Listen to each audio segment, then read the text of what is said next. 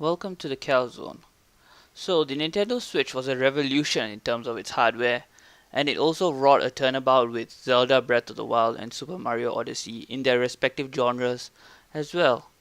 It made even the layperson reconsider how games could be a larger than life experience and how the freedom of movement could become an art form. But we are not gathered here to talk about these games today. Today, we are here to talk about Mario Tennis Aces and Super Mario Party.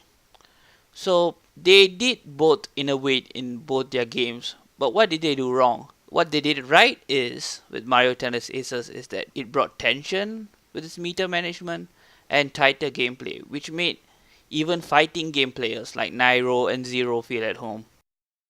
Whereas Super Mario Party went back to its best form of gameplay with tighter boards, cleaner UI, and mini games with more crunch and punch as well.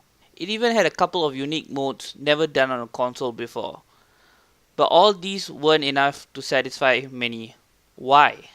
While these cleaner mechanics and cleaner modern designs did remove the fluff and made the games fun, there just wasn't enough content behind that. With Mario Tennis Aces, it had the usual multiplayer modes, but with a lackluster story and just tournament modes for replayability. Nintendo knew this wasn't enough, and it was a far cry from previous titles in the series. And even Sega Superstar Tennis had so many modes for you to keep playing the game, even till today. It felt like all the work went into the main gameplay mode and nowhere else. Don't get me wrong, it's an exciting game, but it's just not substantial enough for its price, and I know many people are waiting on that price drop as well. So then you may ask, what's wrong with Super Mario Party? And don't get me wrong, Super Mario Party had a lot of modes, from River Survival to the Mario-thon to the Toad's Rec Room to Challenge Road. So what's the problem here?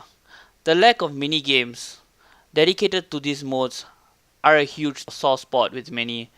It's like they didn't think this through while they had 80 mini games in the main game, but for the other games, it was limited to 10 mini games for not much reason. I feel like Nintendo thought the return to form that players liked would be enough to move copies, and while they may be kinda right, many have been burnt and disappointed by this game. But the question now in this case is, why not have less modes but more mini games for those modes? Isn't this game kinda trying to be too big for its britches by expanding to so many modes? Why not have a more concentrated, tightly designed game so that the modes are supported by a wealth of mini games? Why not go for something a bit more interesting like WarioWare, which packs so much bite into its micro-sized games? Why not go for a Super Wario Party instead? Would you like to know more? Stay tuned to the next part to find out.